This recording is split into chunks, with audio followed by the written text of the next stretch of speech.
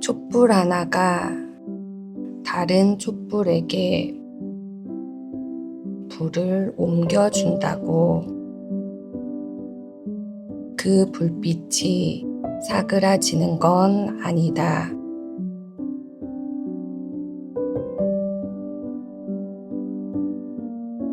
벌들이 꽃에 앉아 꿀을 따간다고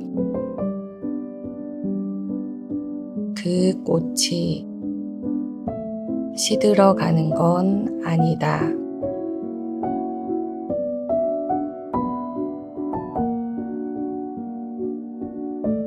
내 미소를 너의 입술에 옮겨준다고 내 기쁨이 줄어드는 건 아니다. 꽃은 꿀을 내줄수록 결실을 맺어가고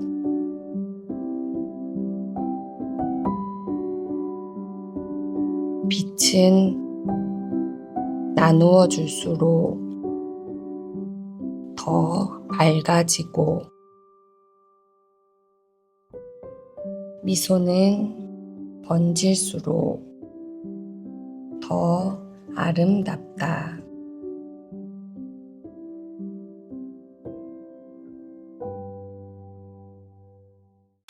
여러분, 오늘 말씀의 제목이 기부, 주는 것. 그것이 마르지 않는 인생의 비밀이다. 우리 세상의 논리로는 말이 안 되는, 그런데 그것이 너무나 신비로울 정도로 줌으로 더 많아지는 이 신비로운 이야기, 오늘 말씀을 통해서 함께 나누기를 원합니다. 여러분, 이 조그마한 손 한마디만한 이런 도토리 한 알 속에 거대한 상수리 나무가 들어있는 것 여러분 아시잖아요.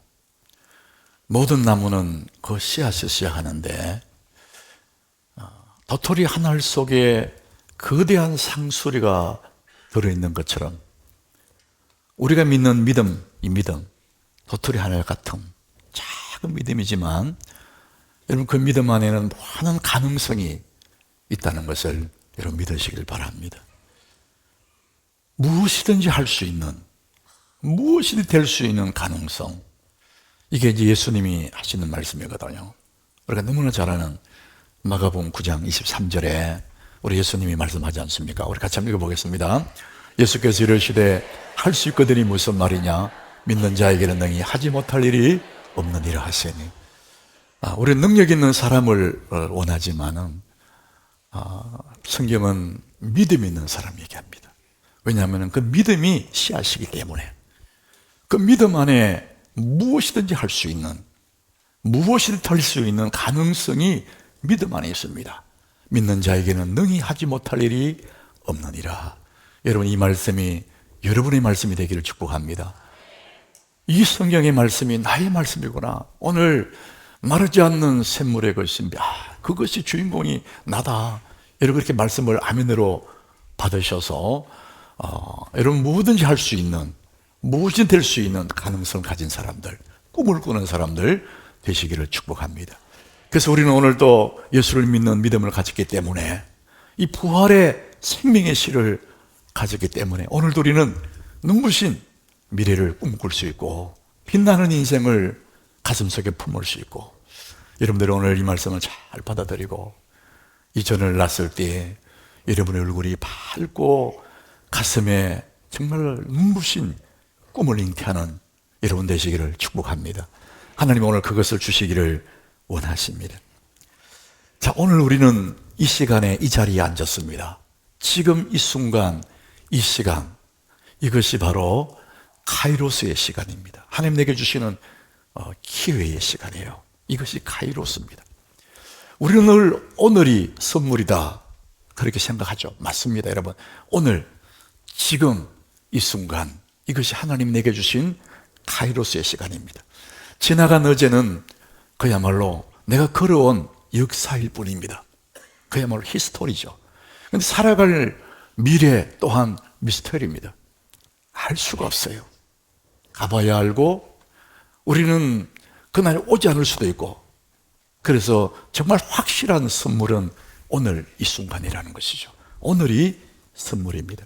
그런데 많은 사람들이 이 오늘을 붙잡지 못하는 그 이유가 있습니다. 하나님의 선물 오늘을 망치는 두 가지 이유가 있습니다. 첫 번째는 후회입니다. 후회. 여러분, 후회라는 것은 지나간 일에 대해서 잘못이나 아쉬움이 남는 아픈 마음이잖아요. 이게 후회거든요. 후회하지 않는 사람 아무도 없습니다. 다 아쉬움이 있고, 왜 그랬을까? 이런 마음이 다 있는 거예요. 이 후회는 두 가지 감정이 들어 있습니다.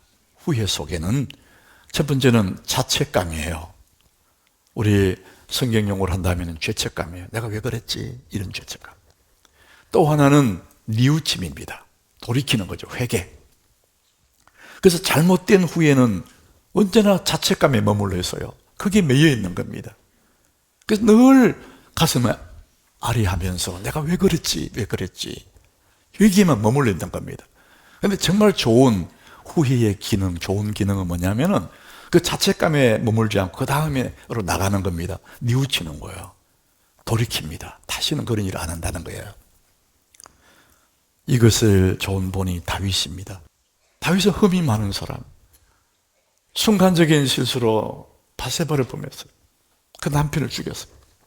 그 자책감이 너무 괴로웠어요.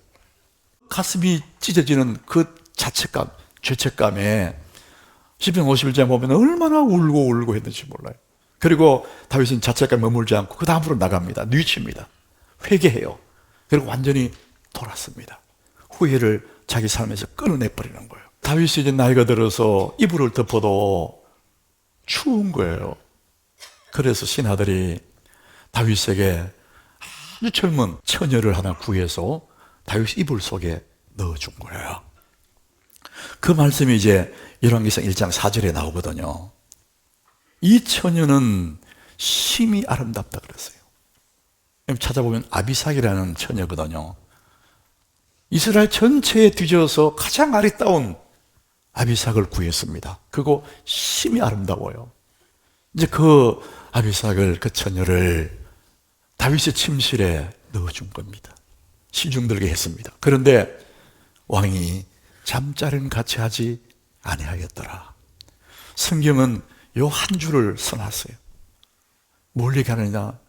다윗이 그렇게 자책감에 빠졌던, 다윗이라는 인생을 망하게 만들 만한 일이 있었지만 다윗은 그것을 끌어내는 겁니다. 하나님 앞에 눈물로 끌어냈어요.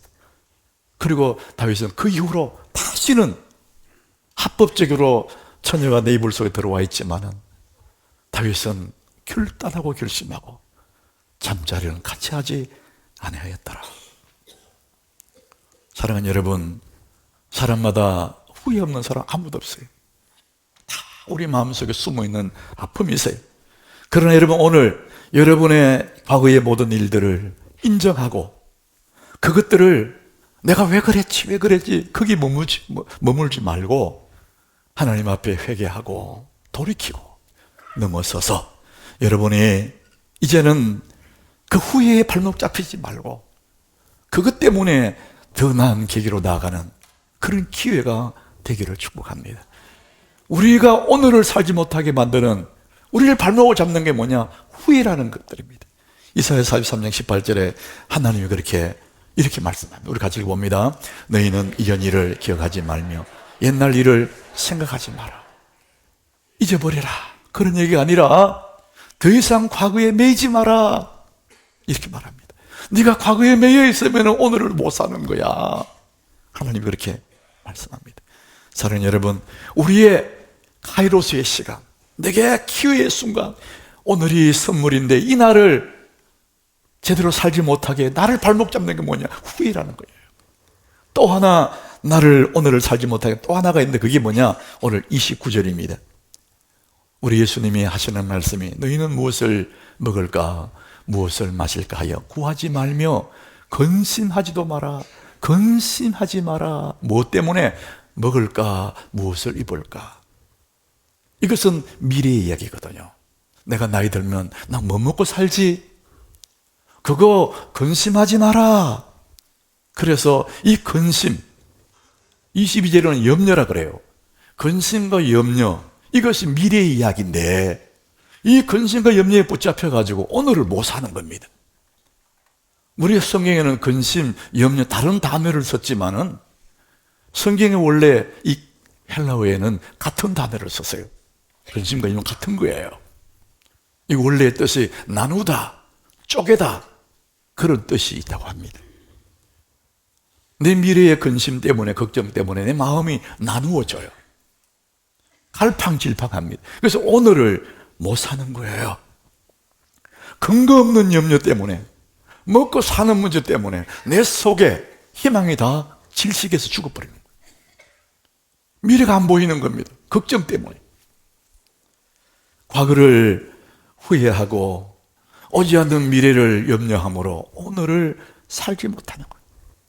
우리 이것을 알고 있지만은 그게 잘 안 돼요. 그림자처럼 따라다녀요. 염려가, 걱정이. 은근히 내 몸을 조여오는 감기 기운 같고 몸살 기운처럼 괜찮은 것 같은데 어슬어슬 추워지고 두려움이 나를 엄습한단 말이죠. 여러분, 오늘 우리 주님은 이렇게 오늘을 살지 못하게 만드는 후회와 염려, 이것들을 이겨내는, 그래서 염려 속에 사는 우리들을 주시는 하나님의 희망의 메시지가 있습니다. 자, 오늘 우리는 주님이 뭐라고 말씀하시느냐? 담이 없는 셈. 너 걱정하지 마라. 내가 공급해 줄 거야. 뭘 먹을까 뭘 마실까 그거 걱정하지 마. 마르지 않는 셈 내가 있지 않냐. 너에게 담이 없는 것들을 계속 공급할 거야. 여러분, 하나님의 공급의 은혜를 경험하시기 바랍니다. 하나님 이것을 준비해 놓으셨다는 거예요. 그게 뭐냐? 첫 번째 31절이에요. 우리 오늘 보면 31절인데 우리가 읽어봅니다. 다만 너희는 그의 나라를 구하라. 그리하면 이런 것들을 너희에게 더하리라. 네가 먹고 살고 뭐 어떻게 살지, 이것들은 다 이런 것들이고 더 중요한 것, 네 가장 삶의 가장 먼저 우선순위에 이것을 구하라. 마태복음에는 너희가 먼저 그의 나라를 구하라.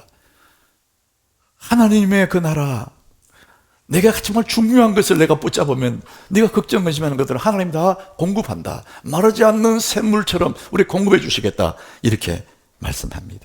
우리가 우선순위 그러면은 우리가 가장 머리에 떠오르는 것이 스티븐 코비의 그 성공한 사람 일과의 습관, 또 소중한 것을 먼저 하라. 스티븐 코비 얘기가 떠오르지 않습니까? 이런 항아리에 몇 문제 굵은 돌들을 집어넣고 그 다음에 자갈을 넣고 모래를 넣으면은 마지막에 그래도 스페이스가 있다는 거예요. 룸이 있어요. 우선 씨가 뭐 친구들과 함께 커피 마실 수 있는 시간이 나온다 이렇게 말합니다. 이 시간을 얘기하는 건데요.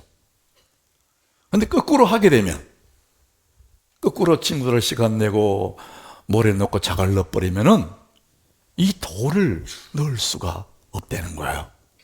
만약에 자갈을 먼저 넣고 모래도 넣고 그걸 먼저 넣어버리면 절대 이 돌을 넣을 수가 없다는 겁니다.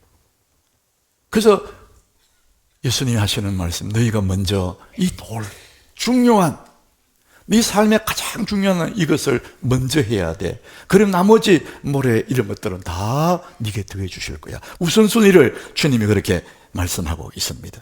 여러분, 우리 삶의 가장 우선순위, 가장 큰 돌, 이게 뭡니까?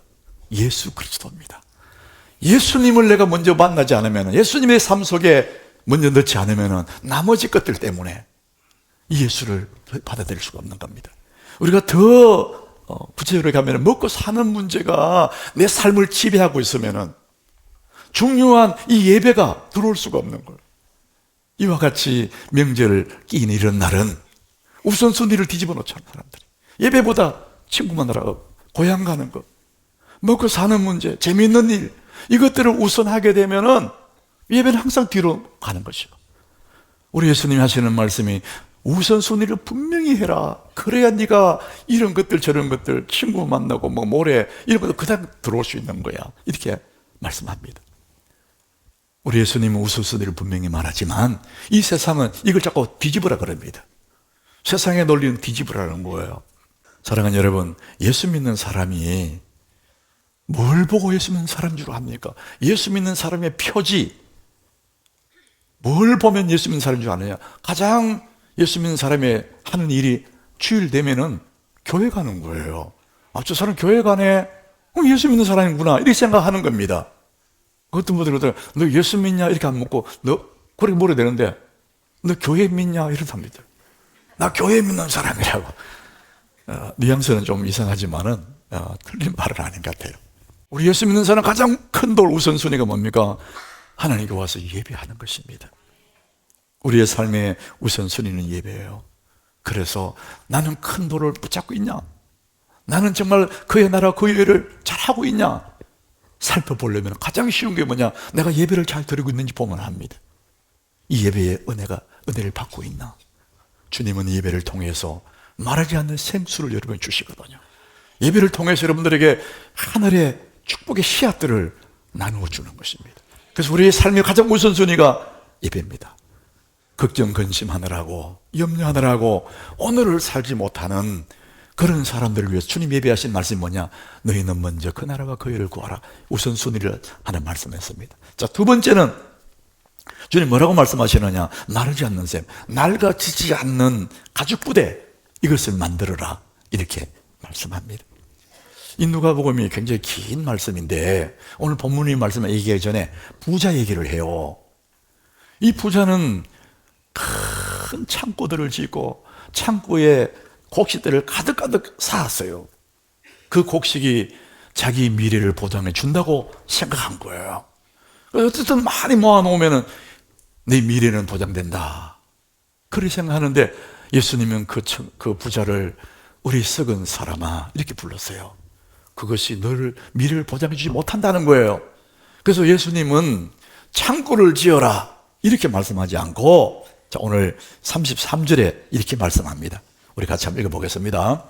너희의 소유를 팔아 구제하여 낡아지지 아니하는 배낭을 만들라. 곧 하늘에 둔 바 담이 없는 보물이 거기는 도둑이 가까이 하는 일이 없고 좀도 먹는 일이 없느니라. 큰 창고 만들어서 채워놔라 이렇게 말씀하지 않고 낡아지지 않는 배낭을 만들랍니다. 그 표현이 뭐냐면은 이 배낭에 떨어지지 않게. 그 이전 성경에는 가죽 부대를 말하고 현대인 성경에는 지갑을 말해. 지갑. 영어 성경에 보니까 머니백이라 그래요. 돈 지갑을 말합니다. 큰 지갑이 아니라 낡아지지 않는다. 그래서 절대 돈이 안 떨어지는 계속 공급되는 이런 지갑을 만들어라 이렇게 말씀합니다. 어떻게? 내 소유를 팔아서 구제해서 계속 공급되는 주머니를 만들어라. 우리 머리로는 도무지 이해가 안 되는 말씀을 하시는 거예요. 큰 저수지 만드는 것이 아니라 계속 올라오는 샘을 만들어라는 거예요. 계속 공급된다. 어떻게? 소유를 팔아서 구제해서. 여러분 재산을 처분해라 그런 뜻이 아니에요. 이것은 어떤 뜻이냐면은 이 재물을 영원한 가치로 바꾸라는 거예요. 여러분 쉽게 설명하면 여러분의 이 돈, 현금으로 갖고 있으면 가치가 떨어지잖아요. 그리고 위험하잖아요. 그래서 사람들이 금으로 바꿔놓는, 금으로 사놓는 거예요. 요즘 금 사놓는 사람들 돈 많이 벌었다던데 이 가치, 현금 가치를 금으로 바꿔놓는 겁니다. 그리고 이 돈으로 달러를 사놓는 거예요. 저는 그 이민교에 있을 때 저 남미로 이민 갔던 사람들이 미국으로 온 사람들이 많아요. 그 사람들이 그런 얘기 하더라고요. 장사를 하고 하루 매출 돈이 들어오면 그날 은행 가서 바로 달러로 바꿔서 넣으면 되는 거예요. 그 돈이 언제 가치가 떨어질지 모르니까. 그래서 오늘 예수님 하시는 말씀이 내 소유를 팔아 구제하여 낡아지 않은 배낭을 만들. 그 말은 네가 가지고 있는 그 재물 그대로 갖고 있으면 안 된다는 거예요. 낡아지지 않는 배낭을 어떻게 하냐? 구제해라. 가치 있는 것으로 바꾸라. 이렇게 말씀합니다. 그게 뭐냐면 주는 것입니다. give, 주는 것으로. 그러면은 네가 줘버리면 없어지지 않느냐? 그게 아니다. 낡아지지 않는 배낭이 되는 거야. 마르지 않는 샘처럼 내가 계속 공급할 거야. 하나님이 그렇게 말씀하고 있습니다. 이것을 우리는 사르밧에 살고 있는 과부 얘기로 충분히 이해가 됩니다. 이 사르밧 과부는 너무너무 가난해서 이제 가루통에 한 끼밖에 먹을 수밖에 없는 조금 한 줌의 가루만 있는 거예요. 아들과 함께 이 가루를 가지고 떡을 만들어 먹고 이제는 죽을 수밖에 없는 그런 상황에 처했습니다. 그래서 힘없이 이 여인이 나뭇가지를 줍고 있습니다. 이거 주워서 이거 떡을 만들려고. 그럴 때 엘리야가 와요.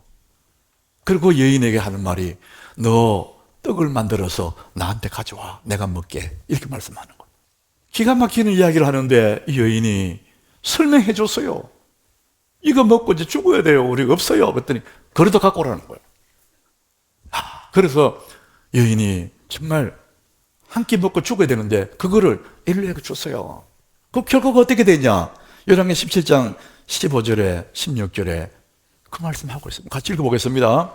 그가 가서 엘리야의 말대로 하였더니 그와 엘리야와 그의 식구가 여러 날 먹었으나 여호와께서 엘리야를 통하여 하신 말씀 같이 통의 가루가 떨어지지 아니하고 병의 기름이 없어지지 아니하니라. 통의 가루가 한 군밖에 없었는데 퍼내면 또 생기고 퍼내면 떨어지지 않는다는 거예요.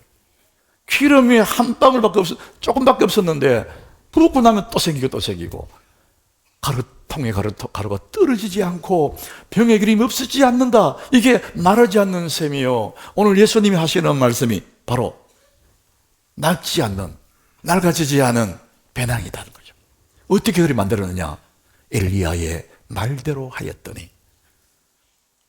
우리의 머리로는 이해가 안 되고 계산으로서는 답이 안 나오는데 엘리야의 말대로 하였더니 통의 가루가 떨어지지 않고 병의 기름이 없어지지 않는다. 이것이 하나님 나라의 신비한 법칙입니다. 하나님 나라는 큰 창고 가득한 곡식이 아니라 끊어지지 않는 계속 공급하는 마르지 않는 셈입니다. 사랑하는 여러분 이 은혜를 누리시기를 바랍니다. 어떻게 그렇습니까? 엘리야의 말대로 하였더니 주었더니 없어지는 것이 아니라 계속 공급이 되었다. 사람들은 받는 것만 알지 줄 줄은 모릅니다. 심지 않고 거두는 법이 없다고 성경은 말하고 있지 않습니까? 주라. 마르지 않는 인생의 비밀 주는 것입니다. 여러분 기부는 축복의 마중물입니다. 왜 여러분 주는 자가 복이 있냐? 받는 자가 복이 있어야지 왜 주는 자가 복이 있냐? 성경이 그렇게 말씀합니다. 여러분 사도행전 20장 35절에 한번 보십시오. 범사 여러분에게 모본을 보여준 바와 같이 수고하여 약한 사람들을 돕고 또 주 예수께서 친히 말씀하신 바 우리 같이 읽어봅니다. 주는 것이 받는 것보다 복이 있다 하심을 기억하여야 할지니라. 성경이 말하면 주는 것이 받는 것보다 복이 있다. 이 세상 논리로 이해가 안 됩니다. 그런데 하나님 나라의 논리는 이 너무나 정확한 법칙이라는 거예요. 주는 것이 받는 것보다 복이 있다 하시니라. 여러분 우리가 헌혈하면 우리 교회 헌혈차가 와서 부의했지 않습니까? 내 몸에서 피를 이만큼 헌혈하는 거예요. 그러면은 이만큼 빠져나갔으니까 몸에 피가 줄어야 되잖아요. 그 너무나 신비로운 것은 내 몸에서 그 피만큼 만들어지고 그 다음에 나가는 그 피보다 더 신선한 피가 만들어진답니다. 하나님이 내 몸을 그렇게 만들었기 때문에 내 몸도 그 법칙이 작동을 하는 거예요. 주면 없어져야 되는데 더 좋은 피가 만들어진다. 이것이 하나님 나라의 마르지 않는 셈의 법칙이라는 겁니다. 주는 자가 복이 있다. 왜 주는 자가 복이 있냐? 주는 자는 하나님을 닮아가기 때문에. 받는 자가 하나님 닮는 것이 아니라 주는 자는 하나님을 닮아가기 때문에 그 사람 복이 있다 그랬습니다. 하나님은 주시는 분이십니다. 요한복음 3장 16절 우리가 너무 잘 아는 말씀인데요. 우리 같이 읽어보겠습니다. 하나님이 세상을 이처럼 사랑하사 독생자를 주셨으니 이는 그를 믿는 자마다 멸망하지 않고 영생을 얻게 하려 하심이라. 하나님이 더 너무 세상을 사랑해서 독생자를 줬대요. 하나밖에 없는 아들을 세상에 보내셨다는 거예요. 돈을 말을 준 게 아니고 옷 몇 불 준 것이 아니라 가장 귀한 독생자를 주셨다. 하나님은 주시는 분이십니다. 독생자 예수 그리스도 그분도 이 땅에 와서 우리에게 주지 않습니까? 땀을 주고 눈물을 주고 피를 주고 몸을 주고 다 주신 분입니다. 마태복음 26장 28절에 예수님이 친히 하신 말씀이죠. 이것은 죄사함을 얻게 하려고 많은 사람을 위하여 흘리는 바 나의 피 곧 언약의 피니라. 이것은 받아 먹어라. 피를 주고 다 주는 겁니다. 여러분, 주는 사람, 왜 주는 자가 복이 있냐? 예수님을 닮아가는 것이고 그분의 정신으로 살아가는 이것이 복이라는 것이죠. 여러분도 아마 이 페이브라는 이 책의 이야기를 들었을 테고 읽었을 테고 대부분이 알 텐데, 이 영어로 페이브인데 한글로 페이브 이렇게 썼어요. 이 책 이름인데 하영록이라는 분이 썼습니다. 이분은 미국 건축 설계 회사의 티마스라는 그 회사의 회장님이신데, 티마스라는 회사가 미국의 청년들이 갖고 싶어하는, 취업하고 싶어하는 100대 기업 중에 하나라고 그렇게 얘기하더라고요. 이 회사의 사훈이 슬로건이 뭐냐면은 이웃을 돕기 위해 존재한다. 우리 회사는 이웃을 돕기 존재한다. 이런 슬로건을 가지고 회사를 운영을 했다고 합니다. 이 하영록 이분은 목사의 아들로 태어나서 저 부산 어느 달동네 나병 환자촌에서 어린 시절을 보냈다 그래요. 그래서 아버지를 따라서 이민을 갔는데 그래서 대학도 나오고 기업에 취직해서 그렇게 살아갔다고 해요. 평범하게. 근데 그 청년이 32살이 됐을 때 심장병이 온 거예요. 그래서 이 심장을 이식하지 않으면 살 수 없는 그런 지경에 이뤘다고 합니다. 그래서 심장을 이식하려면 자기에 맞는 심장이 있어야 되고 그게 쉽지 않지 않습니까? 몸이 아파서 병원에 입원했다가 퇴원했다가 그 심장을 신청을 기다렸는데 2년의 세월 동안 계속 고통 속에서 지냈답니다. 드디어 자기에 꼭 맞는 심장이 자기 순서가 돌아왔대요. 그래서 병원을 입원해서 이제 심장을 이식해야 되는데 마침 그 옆방에 병원 옆 병실에 교통사고가 나가지고 지금 당장 심장을 이식하지 않으면 죽을 수밖에 없는 한 여자가 들어왔다는 거예요. 그래서 이분이 의사들에게 물어봐요. 옆방에 있는 그 여인이 지금 이식하지 않으면 얼마나 살 수 있습니까? 이틀을 살 수 있다고 하더라고요. 또다시 물어봅니다. 내가 만약에 지금 이식 안 하면 얼마나 더 살 수 있습니까? 7일에서 10일 정도 그렇게 얘기하더랍니다. 근데 이분의 마음속에 하나님의 감동이 있었어. 네 심장을 그 사람에게 주라. 이런 감동이 오더라고요. 그래서 이분은 스스럼 없이 주저함 없이 그 의사에게 말했다는 거예요. 이틀 후에 죽는다 그러니 그 심장을 그 여인에게 이식해 주라고. 의사가 너무 놀라고 그러면 안 된다고 만류했는데도 이분이 굳이 하나님이 그 감동을 주셨으니 내가 살면 살고 또 하나님 은혜 주시면 살고 안 그러면 죽지, 이런 마음으로 그 여자가 더 급하니까 주라고 그랬다는 거예요. 그 일이 있은 후에 그 사실이 이제 그 병동에 다 알려지겠잖아요. 심장병동에 사람들이 다 알게 되고 의사들, 간호사들, 그 환자들 다 알게 됐답니다. 그래서 누구도 예외 없이 예수 믿는 사람에서 아무 상관없이 모두가 다 누구도 시키지 않았는데 스스로 사람들이 막 변했다는 거예요. 서로에게 너무 친절했대요. 양보하고 막 그 병실의 분위기가 아주 따뜻해지고, 그리고 모든 사람들이 하나님 저분에게 맞는 심장을 주십시오. 저분을 꼭 살려주십시오. 모든 환자들이 의사들이 간호사들이 그렇게 기도했다는 거예요. 놀라운 일 아닙니까? 정말 이들의 염원대로 기도대로 꼭 맞는 심장에 와서 이분이 수술을 받고 이석에서 병원을 건강하면서 나왔답니다. 그리고 회사를 운영하는데 그 이후에 하나님이 이분에게 베풀어 주시는 그 은혜가 말로 다 할 수 없었다는, 책 한 권이 다 그에게 써져 있어요. 인간의 계산으로 할 수 없는 그런 일들이 자꾸 벌어졌다는 거예요. 그것을 이분은 웨이브다, 친절이라는 의미거든 그게. 근데 한글에서는 그렇게 번역이, 정확한 번역이 없다는 겁니다. 그래서 이분은 웨이브 그냥 쓰더라고요. 이분은 하나님의 은혜를 덧입고 33년을 살다가 작년 이맘때쯤 하나님의 나라에 부름받아 갔다고 합니다. 심장을 그 사람에게 주십시오. 사랑하는 여러분, 우리에게 심장을 줘야 될 그런 기회가 올지 안 올지 모르겠지만, 여러분 심장보다도 작은 친절이라도 다른 사람에게 한번 나누어줘 보시기 바랍니다. 그것이 축복의 마중물이 되고, 그것이 마르지 않는 샘물이 되어서 하나님의 은혜가 내게 돌아오는, 이것을 주님이 우리에게 말씀해 주시는 것입니다. 사랑하는 여러분, 마르지 않는 인생, 마르지 않는 샘의 비밀, 그것은 주는 데 있다, 이렇게 말합니다. 주면 없어지는 것 같지만 그게 아니라, 사랑하는 여러분, 예수는 영원히 마르지 않는 샘물입니다. 예수님 하시는 말씀이 그 사마리 여자에게, 이 물을 먹으면 다시 목마르잖아.